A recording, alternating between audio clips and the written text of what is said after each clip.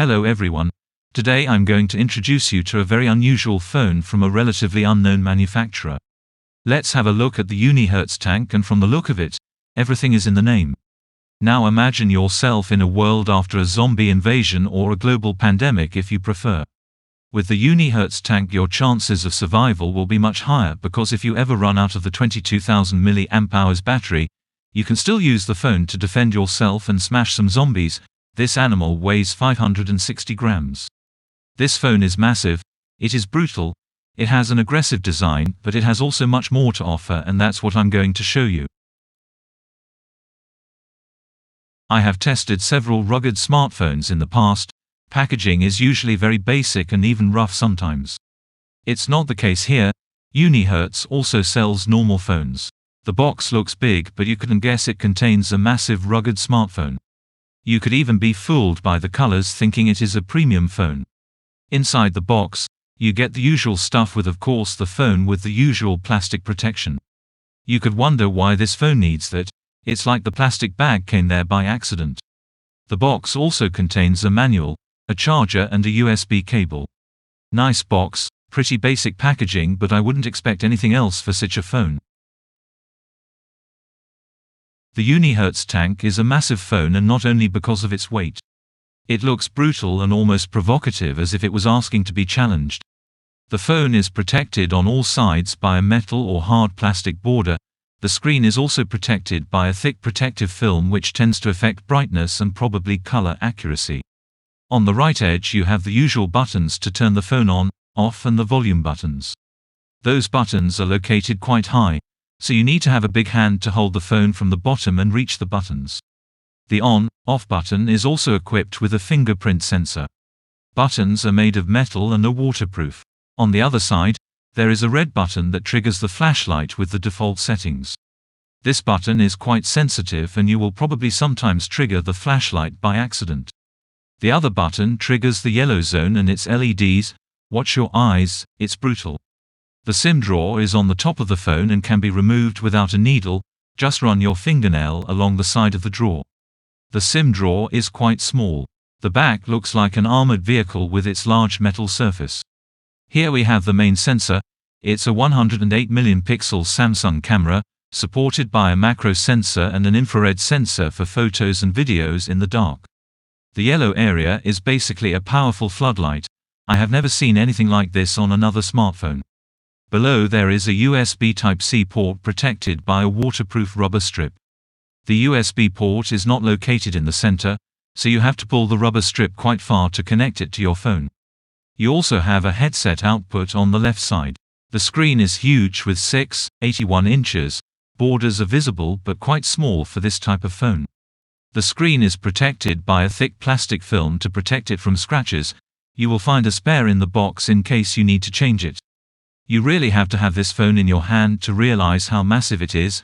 It's not a phone that will easily fit in a pocket, but if you drop it, remember to remove your foot, because with its 560 grams, it's going to hurt you. This phone has a thick protection on the outside, but what about the inside? The Unihertz tank is equipped with a MediaTek Helio G99 CPU and a Mali G57 GPU. It is the same as the Poco M5. With this combination you will get a bit more than 300,000 points with Antutu. This is enough to play most games in good conditions. The phone has plenty of memory, 8 GB RAM memory and 256 GB for storage. With so much storage, you should be able to record more than 10 hours of video footage. Specifications are very close to what you can find in the mid-range segment. You will not have to sacrifice performance for robustness. This phone has everything you need.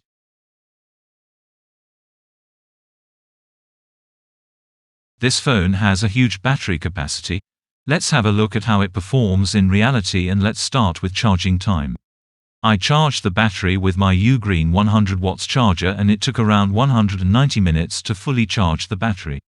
That may seem like an eternity in a world where everything has to go fast, but don't forget that it's a huge 22,000 mAh battery. Charging time is not so bad. I checked my wattmeter when charging. It was around 50 watts. Charging was pretty linear, as you can see on this graph. I don't know why it went faster in the end. I suspect that my testing application skipped a few time frames. It probably got bored of taking so much time to charge a battery. What about battery range now? It's the biggest battery I have ever tested, so it should become the best phone for battery range, but it's not the case. It took me 41 hours to go from 100% to 1% with my testing application, while I achieved 47 hours with the Oukitel WP18. How is this possible? The Oukitel is a low-performance phone. It needs less power to operate, and with a 12,000 mAh battery it has a better battery range than this phone. Is it a bad thing for the Unihertz? No. This phone is better than the Oukitel in many ways. I just mentioned that this phone needs more power than the Oukitel WP18, and it's indeed visible when measuring power consumption of each of its components. I pushed the phone to its limits for 8 minutes to measure the consumption of each component. I also measured how much heat it generated during the test. With everything pushed to the maximum, I get an overall consumption of 8 watts. The battery temperature went from 27 to 36 degrees Celsius, with an average of 31 degrees Celsius. Those figures are completely comparable with the Poco M5, which shares the same hardware. The Unihertz uses a 108 million pixels Samsung S5 KH-M2 sensor as the main sensor, which is also often used in Xiaomi or Poco phones. Don't let the pixel count influence you too much, because that doesn't mean anything. This sensor is a mid-range sensor that can deliver good results, but in this price range of this phone there are alternatives. The selfie sensor is the Sony IMX350 with 32 million pixels. It's also a fairly common sensor in classic phones. It's also the first time I've seen it in a rugged phone. Besides these common sensors, there is also a macro sensor and an infrared one. Unihertz has not neglected the more recreational part of its phone, because by using these sensors you will be able to take decent photos, which is not often the case with rugged phones. I took the following photos in the afternoon of a cloudy winter day, and I used the 108 million pixel mode. It is fast enough to take pictures in this resolution without any delay. I also enabled the RAW format, which creates a JPEG and DNG file at the same time, again without any delay. You will see some examples while I'm speaking. How does it perform? Well, it has positive sides but also some weaknesses. I have already tested the same camera in other phones, and as I'm always testing cameras in the same location, I can easily compare. This phone tends to underexpose photos. They are generally darker than other phones with the same camera. Sharpness is good, color accuracy is okay, and dynamic range is average. It's a mid-range sensor with mid-range performance. Nothing new here. What's new is the ability to take pictures in DNG format while using the 108 million pixel mode. Why is that interesting? With the standard JPEG format, you lose details and the phone makes choices for you, while it's not the case with DNG format. You can then later edit pictures with Photoshop and get much better results out of it. Here is an example of a JPEG picture compared to a DNG picture. Compare brightness, colors, saturation. Mainstream manufacturers tend to disable this format and you can't really improve your photos, but now you can with this phone, and it's a very good thing. This phone is also equipped with an infrared sensor, which in theory would allow you to take pictures in complete darkness. It is only partially true. In this example, I was in complete darkness and the objects in front of the camera were clearly visible. I would even say that sharpness is really okay for this type of sensor. That only works if you are rather close to the objects. You can expect to see around 10 meters ahead of you with a progressive loss in quality. Beyond this, you won't see much because it works like surveillance cameras. It has an infrared light at the back, and this light has a limited range. Probably not enough to see zombies coming, but enough to find your way around you. This phone is capable of filming in 1440p with 30 frames per second. This sensor is often limited to 1080p on many phones. This is the first time I've tested it with such a configuration, and the result is quite interesting. Rugged phones are rarely good for video, but this one does pretty well. The video is very smooth thanks to its stabilization, sharpness is good and calculated quickly, exposure jumps are visible but still acceptable. The video is a little too dark just like for photos, and you can see a flare appear quite quickly because of the sun's rays. These are acceptable weaknesses for a phone of this type. If you want a good phone for video, you don't buy a rugged phone. I didn't expect this phone to be able to stabilize video effectively, and yet the result is quite good. The shocks of walking are almost completely absorbed by the stabilization, and the recalculation of pixels is quite fast. It's the first phone of its kind I've tested that is able to stabilize videos properly, and it does it better than most mid-range phones. I did not get such good results on other mid-range phones using exactly the same camera. The screen is really huge with its 6.81-inch diagonal. It's one of the biggest screens I have tested so far. It's quite rare for a rugged phone. Screens are usually smaller because of the big borders. This screen is protected by a plastic film which is altering the colors and brightness. You can see it when you move it in front of you. It's like the screen is dimmed. I did not remove the screen protector to do this test because most of the buyers will probably not remove it either. The result of my measurements is probably affected by this. I got a delta E of 9.51.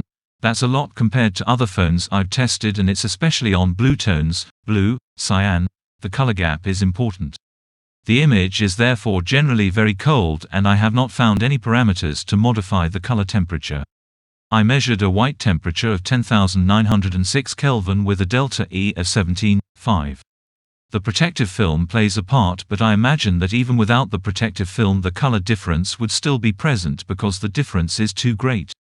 The color space is also smaller than the usual space. This screen is therefore not a role model for color accuracy. I also measured brightness and got 400 candelas per square meter even when flooding the light sensor with strong light.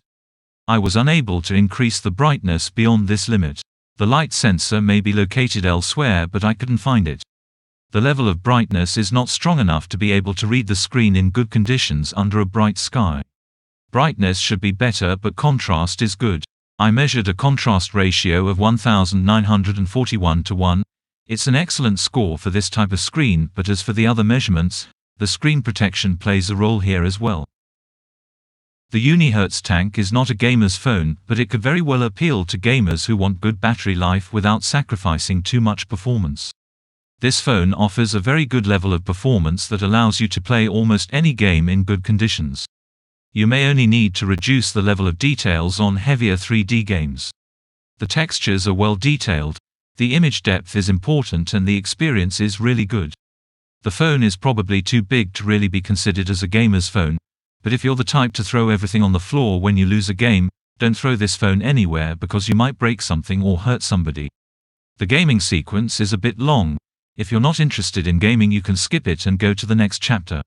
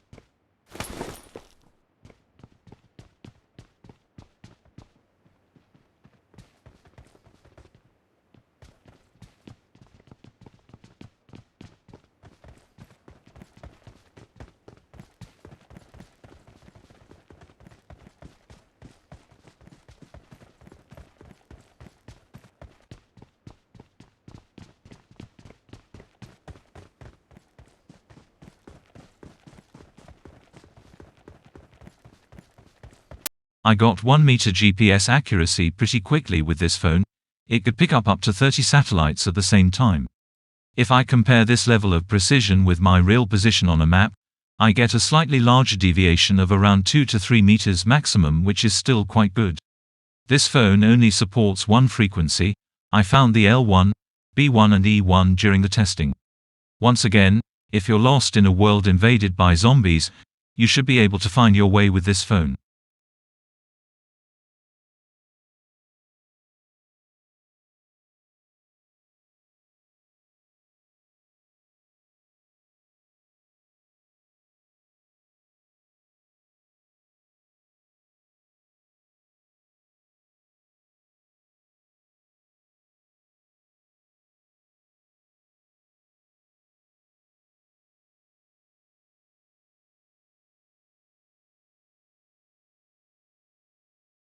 I performed 1,426 measurements to assess the 4G network sensitivity, and I was positively surprised. Rugged phones are rarely very sensitive to the network, probably because of their thick armor, but the Unihertz managed to stay close to the reference signal with only 2.76 dBm from the reference signal. It's a pretty good result for a normal phone. It's an even better result for this kind of phone. I did, however, notice signal loss. Of the 1,426 measurements, I noted 15 losses of signal where the phone lost signal while the network was available. The reference probe never lost the signal during the same period. I expected to observe a small degradation in Wi-Fi performance compared to the Poco M5, and it is indeed the case, but the difference is not as significant as I imagined. I obtained an average signal of 17 dBm with the Poco, and I obtained -23 dBm with the Unihertz, so it's less good, but it's still quite acceptable. For my remote router test, I see the same type of difference with -56 dBm for the Poco and -59 dBm for the Unihertz. This phone is a bit less sensitive to the Wi-Fi network. It's probably linked to the position of Wi-Fi antenna inside the phone. What about music quality? This type of phone is clearly not designed for music lovers. The Unihertz produces a very powerful sound, but at the expense of quality, but not in a bad way. The sound quality is better than on other phones of this type. You don't buy this type of phone to listen to music, you buy it to hear things, not enjoy them.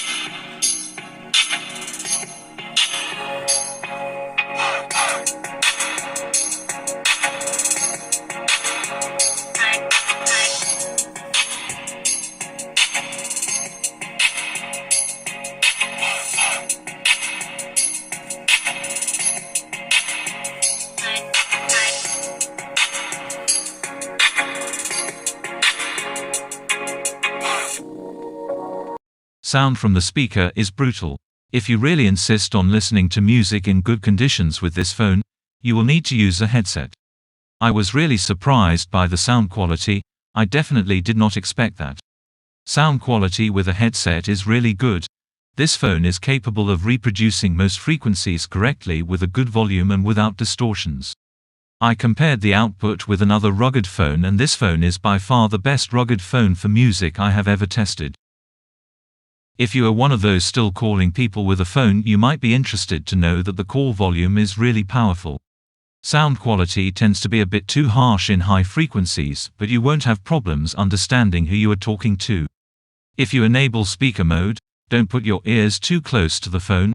I measured up to 95 decibels with the maximum volume. That's a lot. You could probably scare a bear or a zombie with this phone.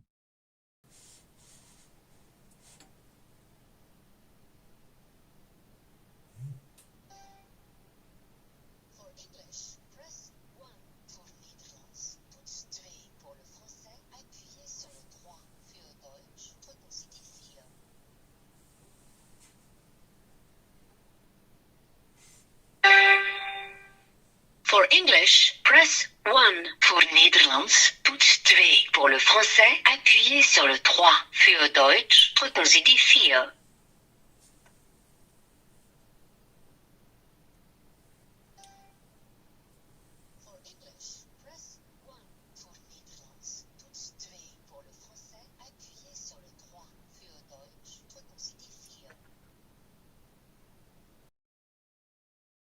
The UniHertz tank runs on a native version of Android, so there are no unwanted app additions apart from the presence of a toolbox containing all sorts of specific apps for this phone. It includes the following tools: noise test, compass, flashlight, level, peak hanging, heart rate measured by the camera, measure height, magnification, alarm, step counter, plumb line, protractor, pressure, speedometer, underwater camera, camp lamp. This confirms once again that this phone is a real survival tool intended to be used in more extreme conditions than the everyday life of everyone. Congratulations, you have survived this long review. I hope you have found everything you needed to know about this phone. If it's not the case, you can ask questions in the comments. If you like my video, don't forget to like or subscribe. If you have viewed the whole video, you may have guessed that I was positively impressed by this phone. There aren't many rugged phone reviews on the internet, and that's a shame. Some of these phones are definitely worth checking out, and this UniHertz tank is one of them. It's by far the most massive and heaviest phone I've tested, but it's an assumed choice to be able to carry a 22,000 mAh battery. It's almost a survival phone. Beyond its brutal appearance, it manages to bring together the world of rugged smartphones with that of traditional smartphones, so you no longer have to make any sacrifices. This phone positively surprised me on several levels. It is capable enough to play most games, and its huge battery allows you to play for a very long time without overheating. Network sensitivity is also very good, which can be useful if you are using this phone in places with poorer network coverage. The screen is really very large despite the edges. It does not have exemplary color accuracy, but the protection certainly plays a role. The sound volume in calls is quite high, and the sound quality through headphones is excellent. The GPS offers above average accuracy. Back to my zombie invasion example from the beginning of this review, I can now say that this phone is the best candidate. If you are the sole survivor, you will survive longer with this phone. All the ingredients necessary for survival are there: good GPS, good network sensitivity, good battery range, solidity, very powerful flash lamp, night vision, up to 10 to 15 meters. And if you have a little time left to kill, you will also be able to play with this phone or smash a zombie's head if needed. That's all for this review. Thanks for watching, and see you soon in another video.